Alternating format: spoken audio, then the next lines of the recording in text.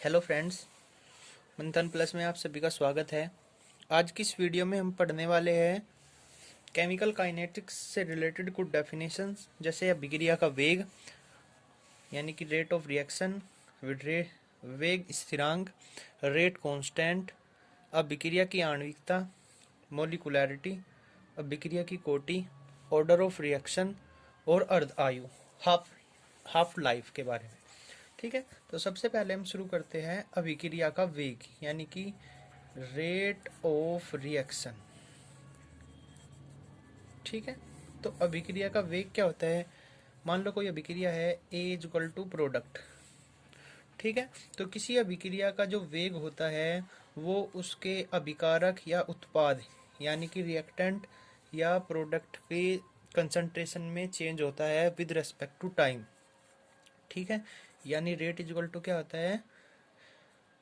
अभिकारक या उत्पाद की सांद्रता में समय परिवर्तन की दर। ठीक है, रेट ऑफ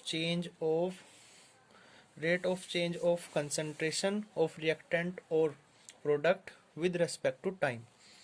तो रेट की जो डेफिनेशन हो गई क्या कि अभिकारक या उत्पाद की सांद्रता में परिवर्तन की समय दर। ठीक है, क्योंकि अभिकारक घट रहा है इसलिए यहाँ पर माइनस आ गया, और जो हमारा उत्पाद है वो बन रहा है, प्रोडक्ट हमारा बन रहा है, इसलिए यहाँ पर ये पॉजिटिव है। ठीक है, तो ये तो था रेट ऑफ रिएक्शन। ठीक है, अब बात करते हैं वेग स्थिरांक के बारे में।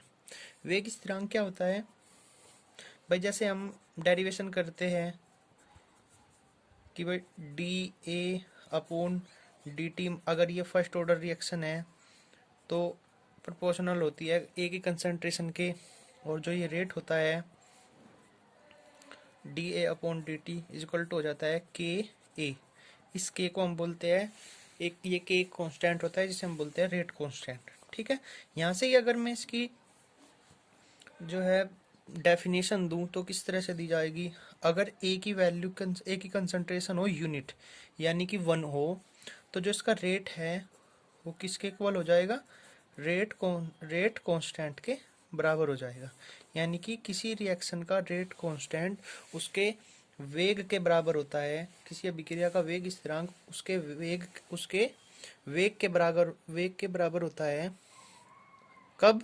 जब उसके अभिकारक की सांद्रता जो है वो 1 हो, यानी कि 1 मोल पर लीटर हो। ठीक है, दोबारा देख लेते हैं इसकी डेफिनेशन। यदि किसी अभिकारक की सांद्रता 1 मोल प्रति लीटर हो तो उसका जो वेग होता है, अभिक्रिया का वेग, वो अभिक्रिया के वेग स्थिरांक के बराबर होता है। ठीक है, इसे के से डिनोट करते हैं। चलिए आगे चलते हैं। अभिक्रिया की आणविकता यानी मोलिकुलैरिटी। ठीक है, अभिक्रिया की आणविकता क्या होती है?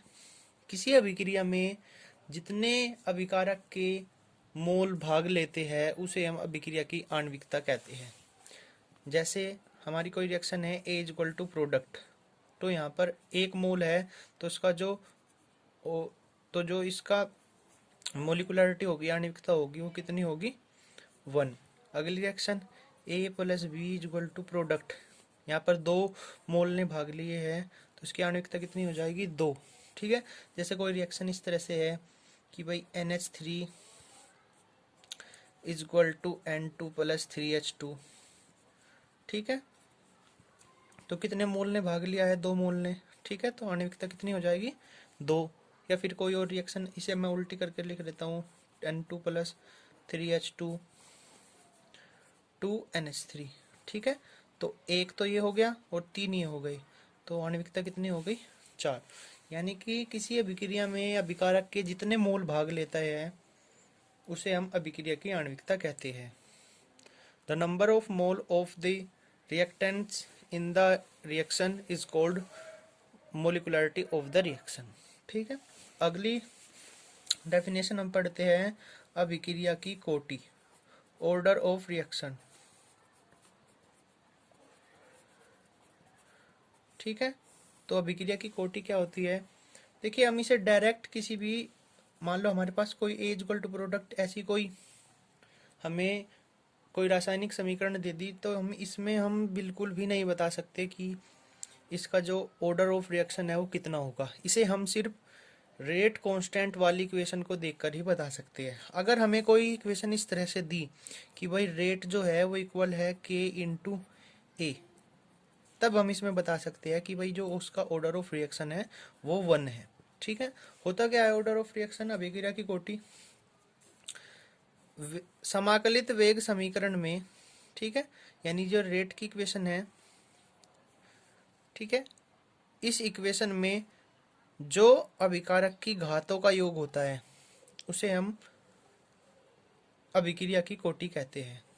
ठीक है, यह कह देंगे कि वेग अभिक्रिया के वेग के पदों की समीकरण में अभिकारकों की सांद्रता की घातों के योग को अभिक्रिया की कोटि कहते हैं। जैसे हमारी कोई एक और इक्वेशन है a plus B equal to product, ठीक है, और हमारा जो रेट है वो इक्वल है k और इंटू बी।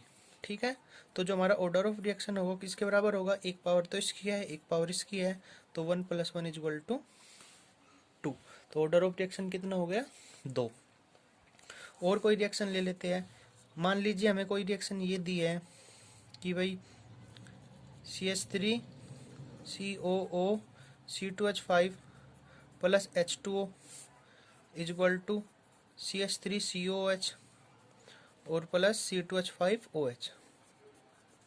ठीक है, तो ऐसी इक्वेशन में हम डायरेक्ट नहीं बता सकते। अगर हमारे पास ऐसे लिख कर दिया है कि भाई जो रेट है वो इक्वल है K into CH3 COO C2H5, तब हम बताएंगे कि भाई इसकी अभिक्रिया की जो कोटि है, अगर यहाँ पर H2O नहीं दिया तो केवल 1 होगी, और अगर यहाँ पर हम उसे लगा कर दिया तो उसमें उसकी भी पावर हम जोड़ देंगे। ठीक है, इसी के हिसाब से हम पहचानते हैं कि अभिक्रिया कितने कोटि की है। ठीक है, अगर किसी अभिक्रिया का वेग उस सांद्रता पद पर निर्भर नहीं करता, यानी कि R इक्वल होता है, R इक्वल टू होता है के, तो जीरो ऑर्डर की रिएक्शन है, R इक्वल होता है K इंटू ए के, प्रथम कोटि की अभिक्रिया होती है। और अगर R इक्वल टू होता है KA² के, द्वितीय कोटि की अभिक्रिया होती है। चलिए हम लास्ट डेफिनेशन की ओर चलते हैं। लास्ट डेफिनेशन हमें पढ़नी है अर्धायु। अर्धायु किसे कहते हैं, यानी कि हाफ लाइफ, कभी कभी इसे हाफ टाइम भी कहते हैं। ठीक है,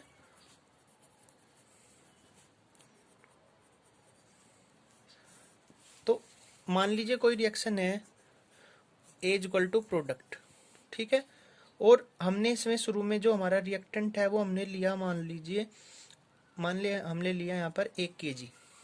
ठीक है, तो जब ये रिएक्शन स्टार्ट हुई तब इसकी जो हमारा ये था अब रिएक्टेंट अभिकारक 1 kg था। कुछ टाइम पर जाकर वो हमारा जो है वो 500 ग्राम यानी कि ½ kg रह गया। ठीक है, तो वह समय जिसमें जो अभिकारक है वो अपनी प्रारंभिक सांद्रता का आधा रह जाए, ठीक है, उस समय को हम बोलते हैं अभिक्रिया की अर्धायु।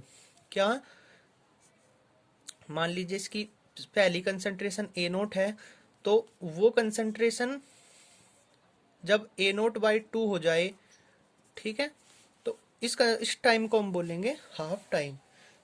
डेफिनेशन किस तरह से लिखेंगे, किसी अभिक्रिया का वह समय जिसमें वह अपनी प्रारंभिक सांद्रता का आधा रह जाए, उस समय को उस अभिक्रिया की अर्ध आयु कहते हैं। इसे T½ से डिनोट करते हैं।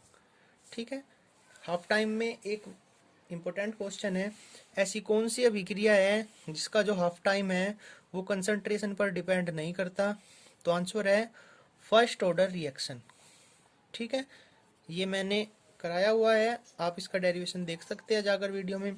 जो T½ होता है वो इक्वल टू होता है 0.693/K। ठीक है, ये फर्स्ट ऑर्डर रिएक्शन के लिए है। ठीक है, तो ये थी हमारी आज की वीडियो जिसमें हमने पढ़ा अभिक्रिया का वेग, अभिक्रिया का वेग स्थिरांक, अभिक्रिया की आणविकता, अभिक्रिया की कोटि और अभिक्रिया की अर्ध आयु। अगर आपको कुछ डाउट है तो आप कमेंट्स बॉक्स में पूछ सकते हैं।